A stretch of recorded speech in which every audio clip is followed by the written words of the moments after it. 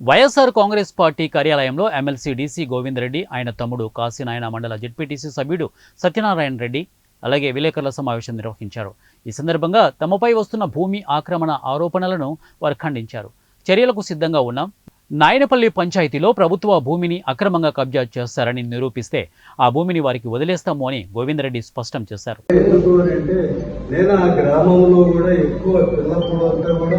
వ్యవసాయంగా అన్నయ్య చదువుకుంటున్నప్పుడు కూడా వ్యవసాయం చేసినటువంటి వ్యక్తిని. ఆ గ్రామంలో నాయనపల్లె, మాది అంతా ఒకటే పంచాయతీ. ఆ నాయనపల్లె గ్రామానికి చెందిన ఏరియాలో ఈ భూమి ఉంది. నేను ఒక ఎమ్మెల్యే జయరాం ఉన్నప్పుడు కూడా అది నేను ఒక 300 ఎకరం చేసుకుంటా అంటే, నీ ఇష్టం ఎమ్మెల్యే గారు, నేనే వద్దన్నాను కదా, చేసుకోండి అన్నాను. కానీ అతను ముందుకు రాలేదు.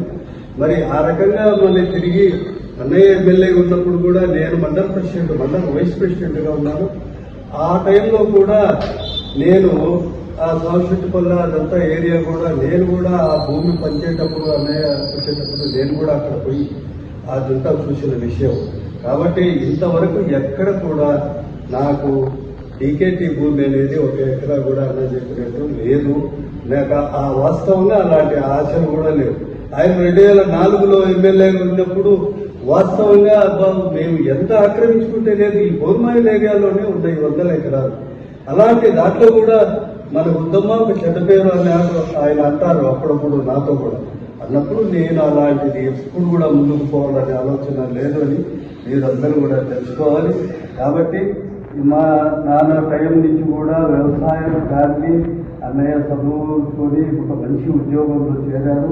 మరి అవన్నీ చూసిన వాళ్ళం కాబట్టి వ్యవసాయానికి కానీ ఇంకోదానికి కానీ ఏది మాకు అలాంటి ఆలోచనలే లేవని మీరు అందరూ కూడా. నమస్కారాలు. ఈరోజు ముఖ్యంగా ఈ మీడియా సమావేశం జరపడానికి ముఖ్య కారణం, ఈ మధ్య 25వ తారీఖున కొన్ని పత్రికల్లో కాశీనాయన మండలంలో మా తమ్ముడు, మా బంధువులు పెద్ద ఎత్తున భూదందాకు, భూ ఆక్రమణలకు పాల్పడ్డాయని కొన్ని పత్రికల్లో వచ్చిన కథనం గురించి మీకు వాస్తవాలు తెలియజేయడానికి ఈరోజు ఈ సమావేశం ఏర్పాటు చేస్తున్నాను. నిజానికి వచ్చిన వెంటనే మా తమ్ముడు సత్యనారాయణ రెడ్డి గారిని, ఆయన మీకు తెలుసు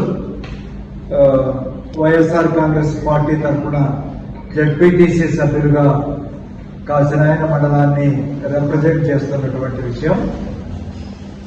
అయితే ఉన్న వాస్తవాలు మీ దృష్టికి తీసుకురావాలనేటువంటి ఉద్దేశంతో మరి ఎక్కడ కూడా ఏ ఒక్క ఎకరా కూడా మా తమ్ముడికి మరి పట్టా తీసుకున్నా కానీ అలా ఎవరైనా ప్రూవ్ చేయగలిగితే అది పూర్తిగా ఆ వ్యక్తికి ఇవ్వడం జరుగుతుంది. ఇది ఏదైనా